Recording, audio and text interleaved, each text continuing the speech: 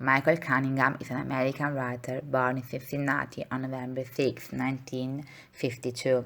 Graduated in English literature at Oxford University, he immediately developed a passion for reading, in particular for authors as T.S. Eliot and Virginia Woolf, who brought him closer to writing.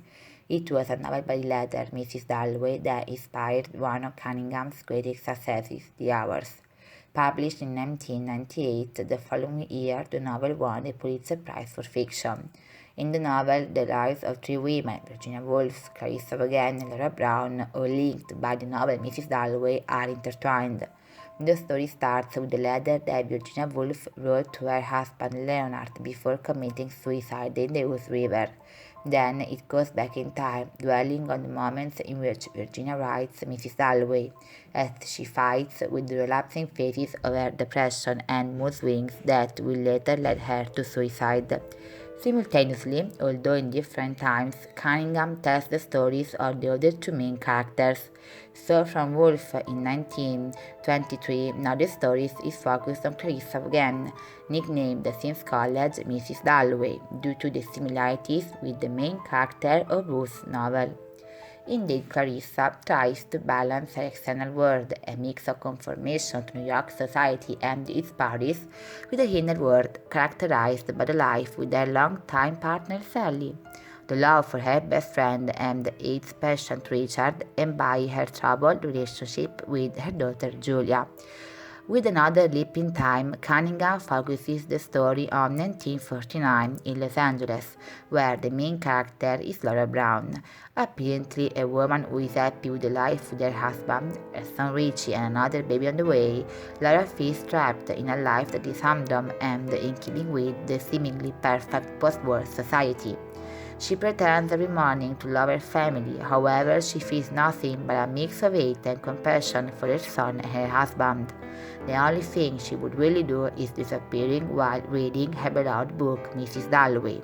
Just like Woolf tries to escape from Richmond's house to go back to her life in London, so Clarissa and Laura try to escape from everyday life, the first by organizing a party for Richard, the second by running away in an hotel room and trying to commit suicide.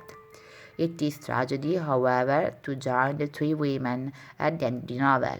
While Woolf commits suicide, Laura Brown decides to go back to her life as wife and mother, while planning a future escape. Instead, a part of Clarissa's life dies with the suicide of Richard.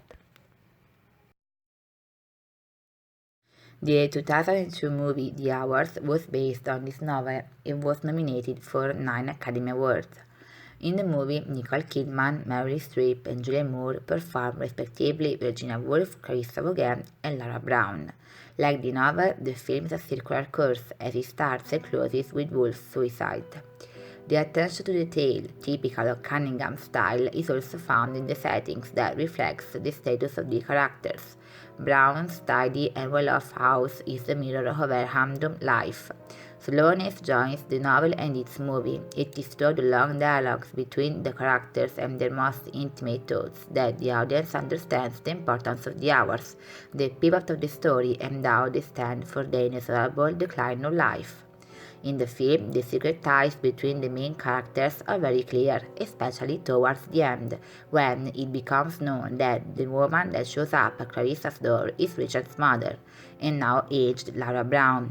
The novel takes place within a day and is based on the research of the meaning of time.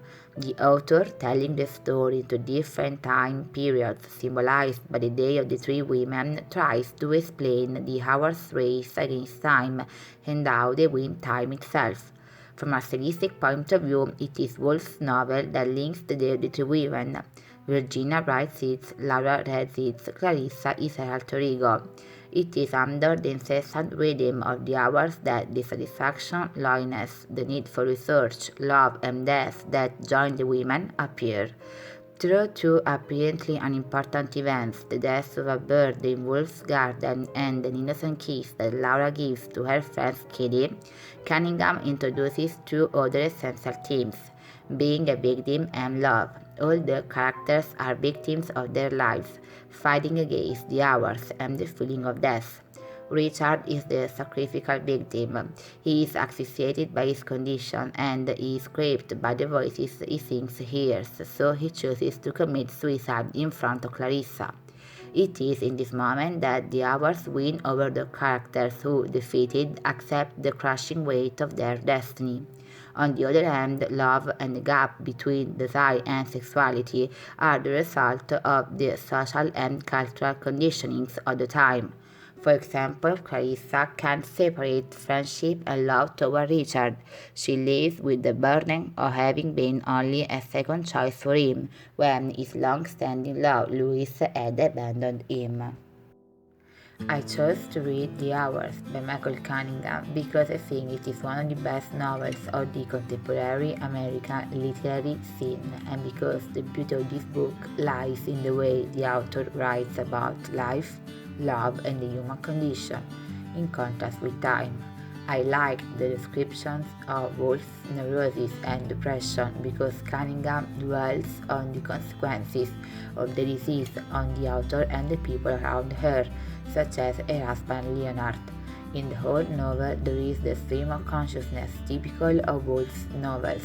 Indeed, during the reading, we can see how, from simple objects or actions such as buying a bouquet of flowers, spring memories and situations, they affect the character's soul.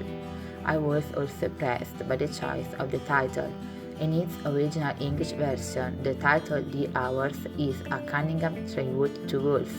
Mrs. Dalloway indeed was called The Hours in its draft, which is also seen in the film in the scene where Virginia shows her sister Vanessa the book she was writing.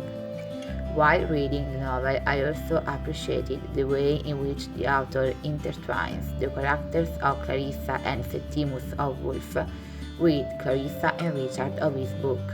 Richard is the poet who loves the essence of the world, but he can't live it to the full because of the terminal stage of AIDS.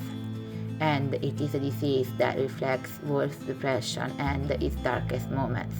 Richard's choice of suicide made by the author makes sense for the purpose of the novel. Like Wolf's Septimus, Richard commits suicide by throwing himself out of the window, an event that leads Clarissa to question the meaning of her existence and ask herself whether her past choices were right or wrong.